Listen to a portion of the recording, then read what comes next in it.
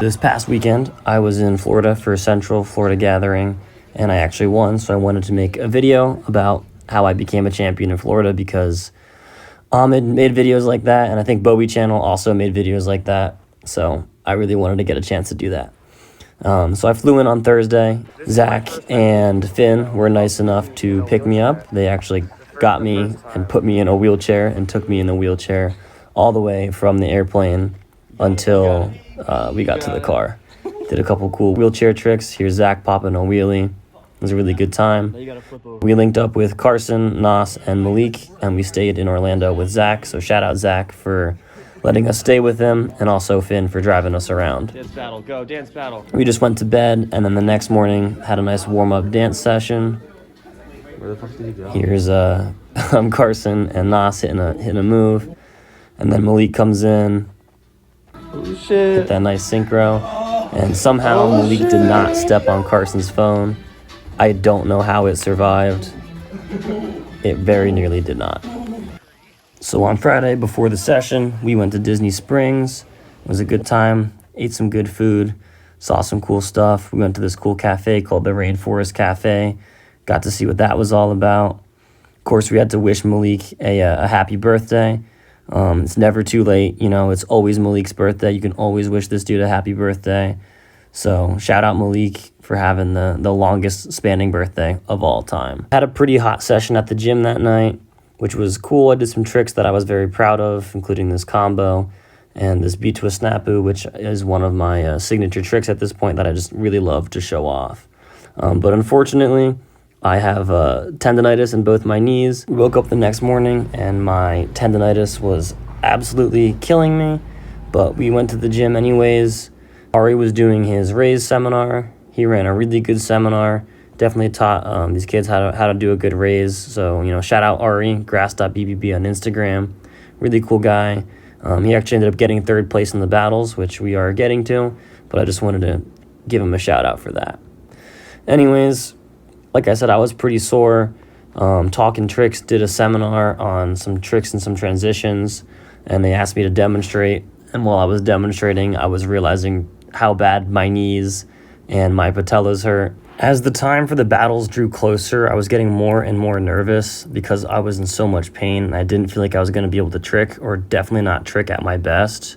And to make matters worse, when they released the bracket, I was battling Justice Buchanan first, and Justice is probably the person that I thought was going to win the entire tournament.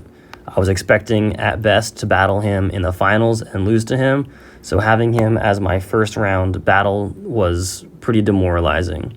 My first battle was against Justice, and I was very nervous. I just didn't feel like I was in my peak shape, and I was battling the guy who I really thought was going to win the entire thing.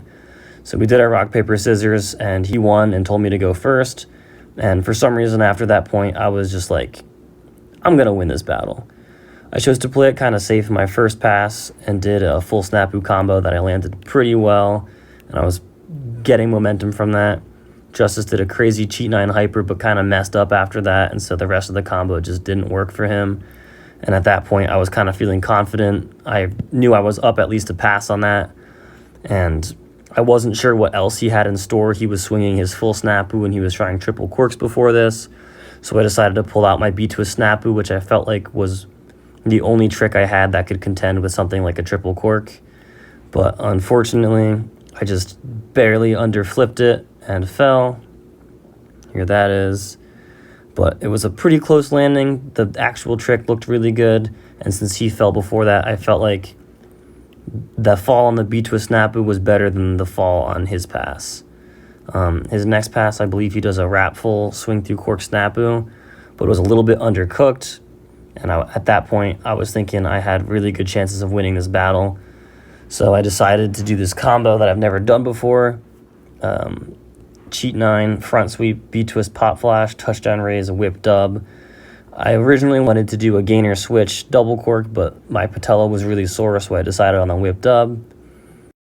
And fortunately, the combo worked out pretty well. The flow and execution were pretty much perfect, and I stuck the landing and hit the little flex. And at that point, I was pretty confident I had won the battle unless Justice whipped out something insane, but fortunately for me, he falls on the double cork, and I ended up taking the battle. Here's the judges' call. The judges were Carson, Flip, and Carlos from Arizona. So shout out to the judges, they did a good job. After I battled Justice, my next battle was against Jackson. Jackson's a great tricker from Atlanta. I've met him at Vertigo this year, and I also battled him in our prelim heat, but neither of us qualified. He chose me to go first again, so I decided to do just a simple combo to double cork with a Crowd Awakener. This was my first time doing a Master Scoot double cork in a battle, and it worked out pretty well. Jackson messed up a little bit on his pass, but the Gainer Semi front swing Gumby Pop Flash was pretty good. He messes up on the TDR, but recovers with the double cork. I felt like at this point we were pretty much even because he messed up, but his combo definitely had more intricacy, and he did still bring it to the double cork. The next combo I chose, I messed up on, and I actually messed up on it the next time I do it as well, which was the cork swipe that I do to a touchdown raise Valdez dub. I thought I was much closer to the wall than I actually was. You can definitely see me spotting the wall as I come out of the Valdez, thinking I'm close to it, realizing I wasn't that close and deciding to send the second twist, but my block was just horrible, and I just completely ate it. Jackson responds with a pretty good combo, but he also runs into some space trouble here. Touchdown raise, cork, swing gainer, punch front, hook kick, the TDR. If that wall wasn't there and he hit that double cork, I would have been cooked, but he throws a J-step double cork and falls. At this point, I think we're pretty much even. We've both fell once, but his first combo was a little bit better than mine. I, for some reason, just decided to do a GMS punch double full, just because I knew I could land it, and I was pretty confident I was the only person at this event who could do a GMS double full. Jackson had told me before the battle that he was going to try a TDR punch triple full. I wasn't thinking about that at the time, but he decides to try the TDR triple full. So here's his attempt at that. Unfortunately for him, he takes it to stomach. Fortunately for me, he takes it to stomach. Here's the judge's call. Jackson did a great job. So at this point, I had a lot of momentum. I actually won the rock, paper, scissors against Malik for once, and I decided I would go first since I had gone first every other battle.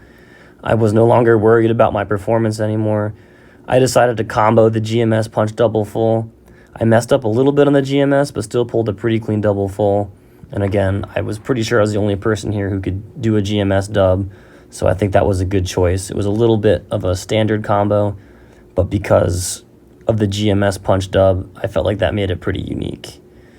I wasn't really paying attention to what my opponents were throwing in these battles. I was just thinking about throwing good, clean combos. I do remember seeing Malik do the back sweep and then kind of mess up here and thinking that I was at least a little bit in the lead because of that. He did throw a dub and comboed out of it, which is more advanced than what I did, but he didn't have a strong finisher.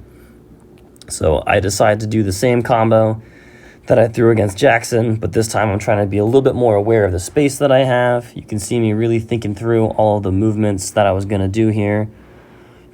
I got locked in, tried to get the crowd hyped up, tried to get myself hyped up, and I went for the combo. And again, I mess up. I did a B twist instead of a raise, spun around in a circle, but I was still able to bring it to the dub that I wanted, and it was pretty clean. So at this point, I felt pretty strong that I at least was putting up a good fight. Let's see what Malik responds with. I was very excited. I had a lot of energy. And that combo was pretty good. It was like a pop double leg machine scoot to I think it was maybe a broken cork or something like that. And that was my last pass. I felt like if I did a good last pass, I would probably win. And somebody had said to me to mix it up a little bit, not do a dub combo. So I decided on this combo, cheat 9, front sweep, B-twist, hyper, snapu. Didn't really perform the snapu, but the raised twist looked really good, and I landed it straight up. So I just accepted what I did. I feel like this was a good combo because cheat 9 front sweep to B-twist is kind of a unique thing that I do a lot that you don't see too much. And the B-twist hyper is also a pretty unique element in tricking. Malik's just gooning around with the talking tricks guys. And then he hits his pass back against me. So he throws a tornado punch backside 9, swing 9, hook, side swipe, touchdown raise, cork hyper hook, pop Pop Arabian splits kind of thing. That had me a little bit worried. I still felt like I won the battle, though. I felt like I threw stronger passes than he did with some more confidence. Fortunately for me, the judges did call in my favor.